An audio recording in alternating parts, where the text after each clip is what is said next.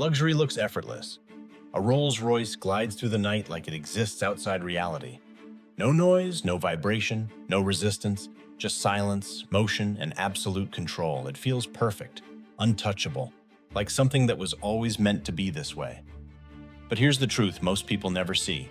Perfection doesn't begin in luxury, it begins in struggle, because behind this symbol of wealth is a story that starts in poverty, pressure, and survival. A story of a man who had nothing. No connections, no advantage, no safety net, only discipline, only obsession. And somehow, that was enough to build one of the most prestigious brands in history. This isn't just about cars, it's about standards, about the refusal to accept what already exists. Because before Rolls-Royce became a symbol of status, it was an idea. And before it was an idea, it was a problem no one else was trying to fix. Because the world didn't demand perfection, but one person did. Poverty, the beginning in London. The story begins not in gleaming showrooms, but in the gritty streets of industrial London in the 1870s. This was a harsh, unforgiving city, crowded, smoky, and relentless. Survival wasn't a given, it was earned daily. Henry Royce was born on March 27, 1863, in the small village of Alwalton, near Peterborough, the youngest of 5 children. His father ran a modest flour mill, but financial troubles hit hard. By the time Henry was 4, the family faced bankruptcy. His father was even imprisoned under the harsh debtor laws of the era. Security vanished overnight. When Henry was 9, his father passed away, leaving the family in desperate straits. His mother worked as a maid, and young Henry had to contribute immediately. At just 10 years old, Royce moved to London and took a job selling newspapers for W.H. Smith at Clapham Junction and later Bishopsgate Station. He walked cold, foggy streets at dawn, hawking papers to commuters, counting every coin with the precision of someone who knew hunger intimately. Later, he became a telegram delivery boy for the post office, earning a halfpenny per delivery. Childhood disappeared under the weight of responsibility. There were no toys, no carefree play, and only the grind of survival in a basement dwelling, often by candlelight. Early struggle. Work before dreams. Royce didn't grow up with options or dreams of greatness. He grew up with necessity. Formal schooling was a luxury he could barely afford. He completed only about 1 year of it. Yet even in chaos, his mind was sharpening. Delivering telegrams exposed him to the pulse of the city, while selling papers taught him resilience and observation. At 14, with financial help from an aunt who scraped together £20 a year, he secured an apprenticeship at the Great Northern Railway workshops in Peterborough. Here, surrounded by machinery, tools, and engineers, something awakened. He showed natural aptitude for design, crafting intricate miniature wheelbarrows in brass that hinted at his future obsession with precision. But after 3 years, the money ran out and he had to leave. He moved on to jobs at tool-making firms and the Electric Light and Power Company in London and Liverpool, working on dynamos, cranes, and early electrical systems. These years forged his character. Long hours, low pay, and constant learning on the fly built a man who paid attention to every detail because failure wasn't abstract. It meant going hungry. Discovery. Curiosity in chaos. Even amid poverty, Royce noticed everything. How machines vibrated unnecessarily, how tools wore out prematurely, how systems broke down under stress. Failure surrounded him in the industrial age, noisy, unreliable, inefficient. Where others saw normalcy, Royce saw opportunity. He began studying at night, English, mathematics, French, and electrical engineering, often after 14-hour shifts. Self-taught and relentless, he turned curiosity into expertise. Engineering. Obsession takes over. By the 1880s, Royce's learning evolved into obsession. In 1884, he partnered with Ernest Claremont to found F.H. Royce and Company, starting with domestic electrical fittings before expanding into dynamos and electric cranes by 1894. Success came slowly, but his standards never wavered. Every product had to be quieter, smoother, more reliable than anything else on the market.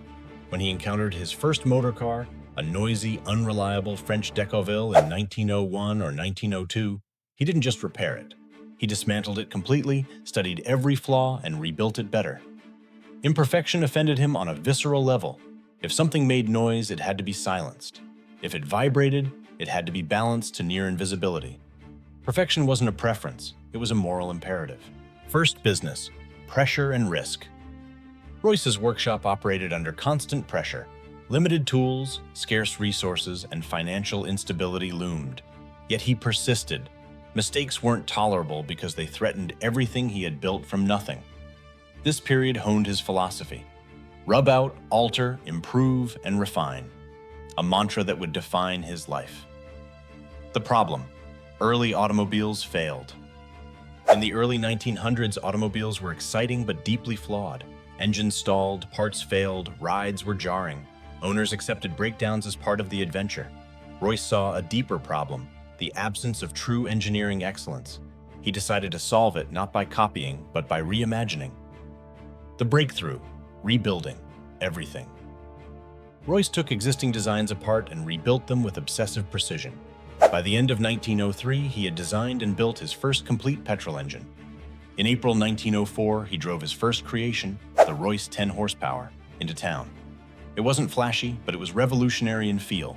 Smooth, quiet, and reliable in a world of mechanical tantrums. He built 3 such cars, one for his partner Claremont, and sold another to Henry Edmunds. The first car, Royce 10. The Royce 10 felt different. Its 2-cylinder engine ran with hushed confidence. Vibration was minimized to an almost spiritual level of calm. In an era of unpredictable machines, this one delivered consistency. Word spread quietly among those who valued substance over spectacle. Charles Rolls, the other half. Enter Charles Stuart Rolls, born in 1877 into aristocratic privilege at Berkeley Square, London. The third son of Lord and Lady Langattock, Rolls enjoyed Eton, Trinity College, Cambridge, where he was the first undergraduate to own a motor car, and a life of connections and resources. He was a pioneering motorist, balloonist, and aviator, the first Briton to fly non-stop across the English Channel and back. He ran C.S. Rolls and Company, importing and selling cars, but he craved something better: the best car in the world. When Edmunds showed him the Royce 10 in 1904, Rolls was stunned. This wasn't just another vehicle, it was engineering poetry. Despite their opposite backgrounds, poverty versus privilege, they shared a vision. The partnership, when everything changed. The historic meeting occurred on May 4, 1904, at the Midland Hotel in Manchester. Royce brought precision and relentless detail. Rolls brought vision, market insight, and access to high society. Their handshake sealed a perfect balance. In 1906, Rolls-Royce Limited was formally established with the goal: the best car in the world. The first model, the 4050 horsepower Silver Ghost, proved it. So reliable, it completed a 15,000-mile reliability trial with minimal issues. Rolls-Royce, a new standard. From day one, Rolls-Royce refused to compete on volume. They competed on quality. Every component was engineered to eliminate flaws. Handcrafted details, rigorous testing, and an uncompromising ethos set them apart. Demand grew, but they scaled without compromise, maintaining control over craftsmanship. Growth, without compromise. As the brand expanded, the choice was clear: speed or standards. Most companies chased volume. Rolls-Royce chose precision. This decision cemented their identity as the pinnacle of automotive excellence, even after Rolls' tragic death in a 1910 aviation accident at age 32. Modern era. Same core, new world. Today, Rolls-Royce operates in a transformed landscape of advanced materials, hybrid power, and bespoke customization. Yet the core philosophy endures. Every detail matters. From the Starlight headliner to hand-polished surfaces, the pursuit of perfection remains unchanged.